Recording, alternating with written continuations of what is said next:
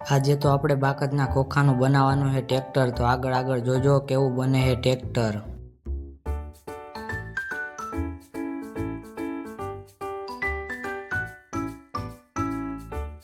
Video ગમે તો like, subscribe ને શેર કરી નાખજો. પછી 2 બાકસના ખોખાને ગુંદરથી ચોંટાડી દેશું. પછી એને 1-2 મિનિટ સુકવવા રાખી દેશું. પછી આપણે પાછું એક બાકસનું ખોખું લેશું અને એને પણ ઓલા બાકસના ખોખા હારે ચોંટાડી દે. કોમેન્ટમાં જણાવશો કે ટ્રેક્ટર કેવું બનશે.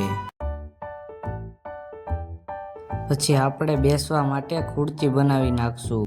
પછી એ ખુરચીને પણ ગુંદરથી ચોંટાડી દેશું.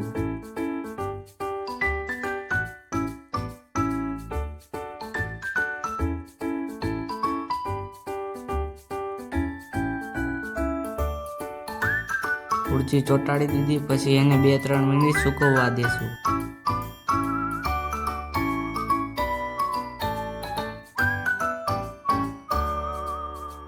વિડીયો ગમ્યો હોય તો લાઈક, સબસ્ક્રાઈબ, શેર કરી નાખજો.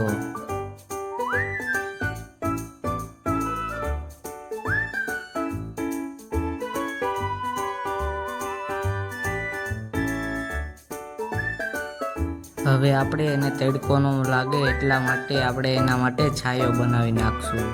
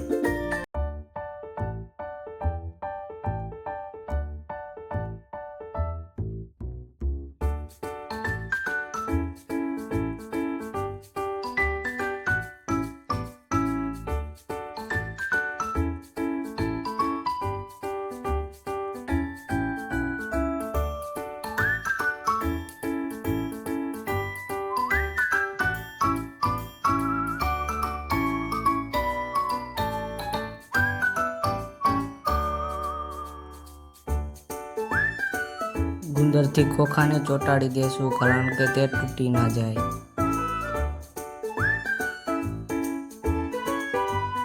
વિડીયો ગમે તો કોમેન્ટ કરી નાખજો.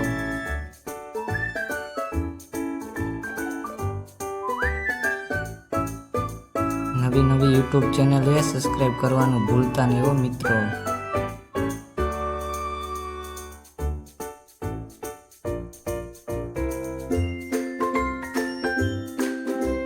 ટ્રેક્ટરમાં ગુંદર ચોંટાડ્યો તો એ તે સુકાઈ ગયો છે.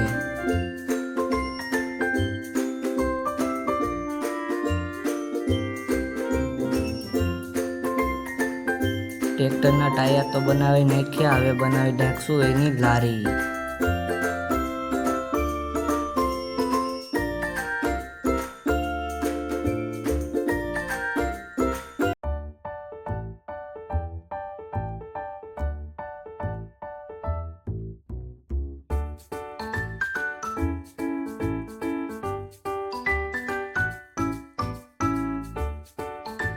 પછી આપણે ટ્રેક્ટરના ટાયર બનાવીને ગુંદરથી ટ્રેક્ટરના ટાયર ચોંટાડી દેશું.